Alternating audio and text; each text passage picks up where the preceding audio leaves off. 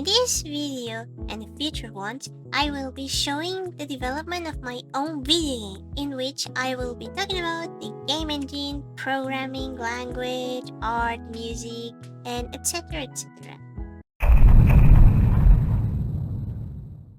A game can be developed in any place you want. You can even use a Windows Notepad if you want. But that is just going to make the development hard. Instead, I am going to use a game engine.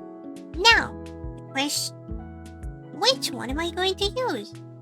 In this day and age, we have many game engines to choose from, like Unreal Engine, Unity, Godot, Game Maker, RPG Maker, etc. etc. These programs allow you to use physics, render the game landscape, make hitboxes, make the movement, and see how your game acts before you even compile it.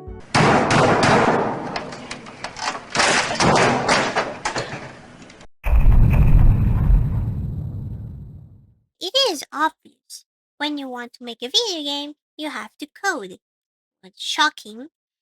And for someone getting into this world, it can be intimidating, but I am going to focus on the object-oriented languages. What is object-oriented, you might ask? Okay, in simple words, object-oriented languages allow easier development because of one very beautiful aspect.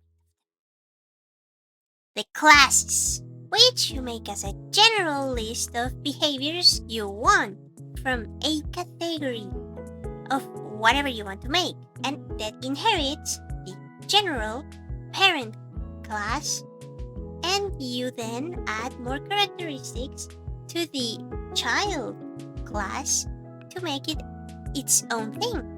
For example, you want to make more than one enemy, and instead of making a class for each from scratch or copy-pasting the code between all of them and then changing some things and adding, you just make a parent enemy class. Then you make as many enemies as you want, reusing the codes from the parent class since they inherit its behavior, just like parents and children. Same applies when making whatever you want, not only enemies.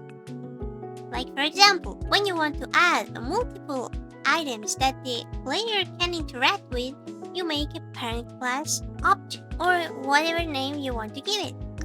And then from that parent class, you bring, for example, coins or even life or anything that player can grab or interact with. Usually grab if you want to make items. Okay, now that I've explained what an object-oriented language is, then we can list the famous languages that are used in game development.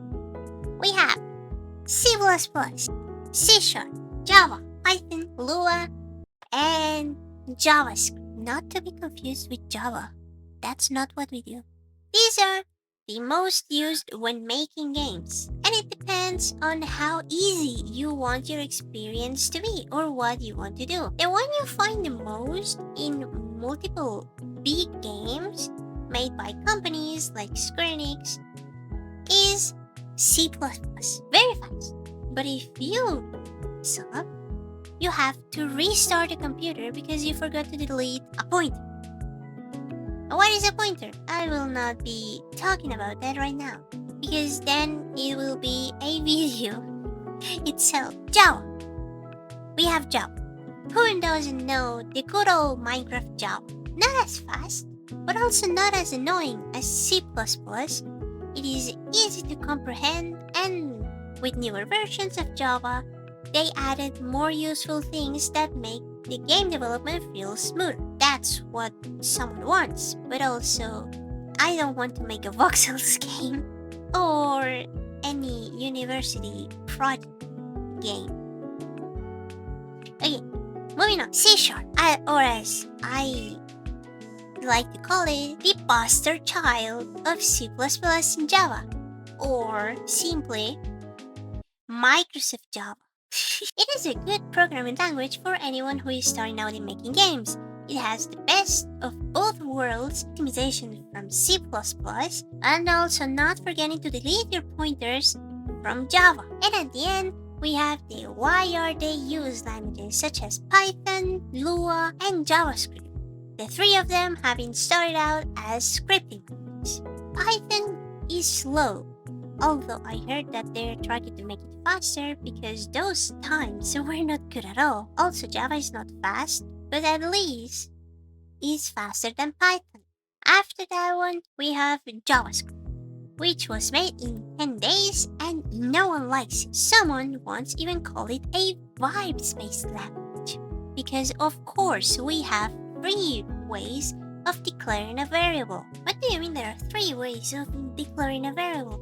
And how do you want to explain to me that these two are the same? And Lua. It is not as bad for programming, but it's mostly used for scripts, for apps and whatnot.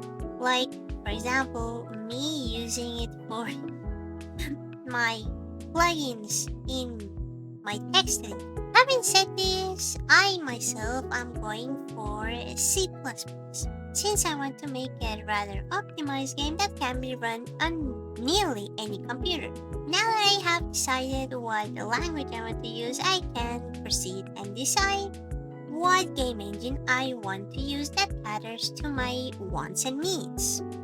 And in the games that use C++, we have Unreal Engine and Godot. I know some are going to say that Godot doesn't support C++, but I did my research and found that they are making a plugin for C++ development. It is not out of the box, but it does support it. The difference between Unreal Engine and Godot is that Unreal Engine has a ton of features and shaders, but also weighs a ton. With all the options downloaded and installed, we can look at something of 100 gigabytes or more. Only 2.5 gigabytes of space, but lacks the somewhat useful features that Unreal Engine have.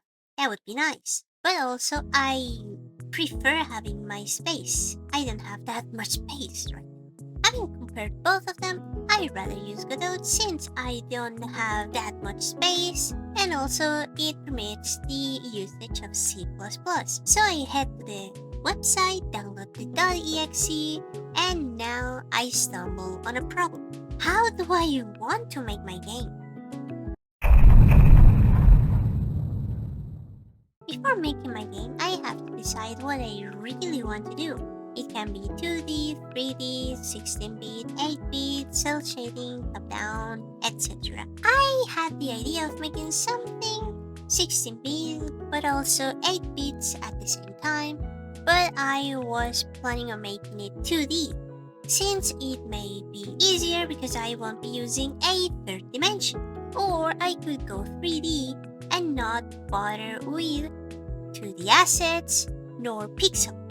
Until a friend told me that there is a game that uses 3D and 2D at the same time, this style being called 2.5D, where you use 2D sprites in a 3D game.